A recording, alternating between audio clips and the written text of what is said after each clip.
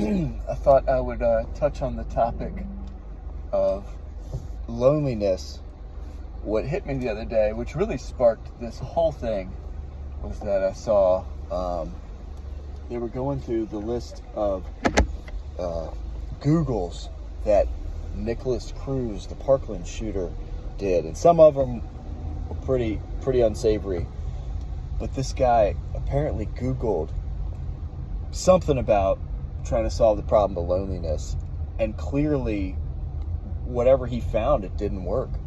So I thought, wow, I think this problem is solvable. And if maybe there's some resources out there, maybe, that guy killing 17 of his former classmates, I believe, and injuring 17 others, maybe it didn't have to happen. And so a word on loneliness. It's real. I hear young people are reporting greater levels of it. It's got to be a function of the pandemic. I can't imagine what else is changing that. Maybe it's these damn things in our pocket, these cell phones. Kids are having sex later. Teenagers are driving later. And maybe there's something bad in that, I don't know. Kids are home, the party's online, it's not out there. Maybe there's less drunk driving going on, that kind of thing, but there seems to be some lack of connection happening. Physical connection, emotional connection, a connection with depth. It's a cliche to say, that people are just out there seeking likes. It's become a cliche to say, but it seems to be a thing. I think with Instagram, the rise of Instagram, it's my understanding that I think it's teenage girls. They're killing themselves more. It's research from Jonathan Haidt, I think it's how you say his name. I saw him on Joe Rogan. Kind of blew my mind, and made me get rid of Instagram, and made me pretty pissed off at Facebook, Meta. These companies want ad dollars, and if you'll look at their videos, they get paid. They really don't care what you're looking at. And if it's something that's telling you that you need to be thinner, you're a young, impressionable girl, that's a problem. These companies don't care. But I'm on a tangent. Loneliness. I think I just learned this somewhat recently, and it stuck with me. It's nature. All these emotions we have, the animals, our ancestors, whatever we were before human entirely, the ones that had jealousy, maybe they watched their mate a little closer and made sure that the baby that mate made was their baby, this kind of thing. What am I thinking? What else? The ones that had the emotion of compassion, empathy, that had anger, but they were able to deal with it. These were parts of the brain. They came from parts of the brain, the amygdala, and the ones that had these things in the right amounts. Anxiety in the right amount keeps you alive. Too little, you don't give a damn, some problems are going to happen. Too much, you're frozen. You're frozen in fear.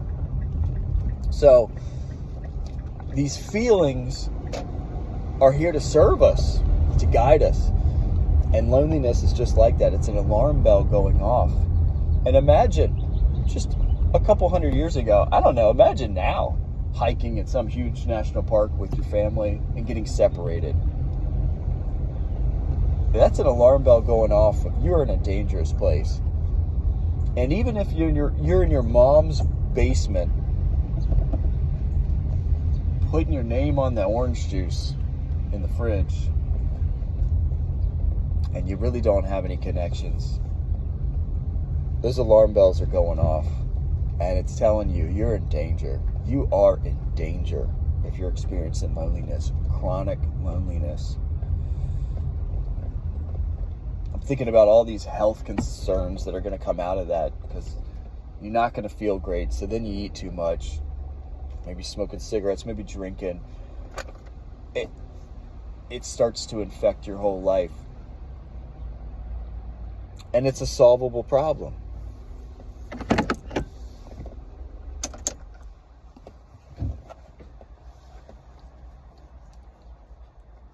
So, I don't know, I'm just going to take a stab at this one. Maybe a whole nother video on how to get a girlfriend, but how to connect with your family, how to be less selfish, all these things. But how about just,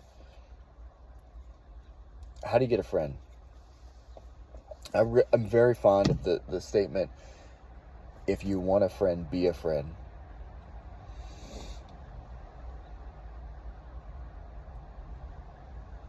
Understanding yourself can be a huge template for understanding the world around you. So, try to notice, do you like people that listen to you, or people that just wait for their turn to speak? Do you like people that wait for their turn to speak, or that interrupt you? Do you like people that after you say something, they go, "What's that? Tell me more about that. What's going on?" And they show an interest in you, or they just immediately start talking about their own stuff? And I think there's so much more that we all have in common than are different from each other. We all have differences, but we have so much more in common, because we're all human beings. And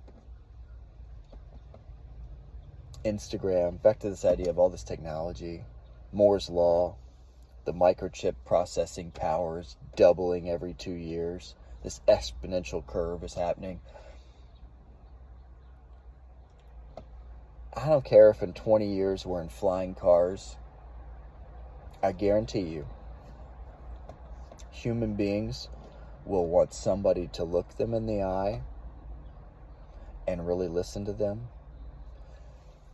People will still want to be cared about, and they'll want to care about other people. People want a real connection. People want to be seen.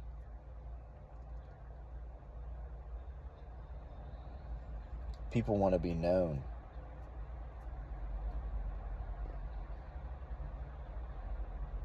That's what you want.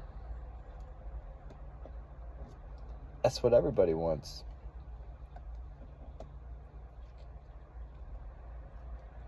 And I'm going to throw this out there.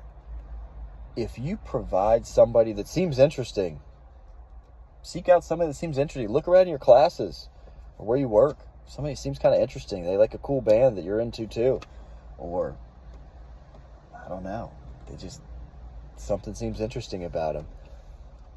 If you give them a fraction of what I was just talking about, and then just add time, that's the formula.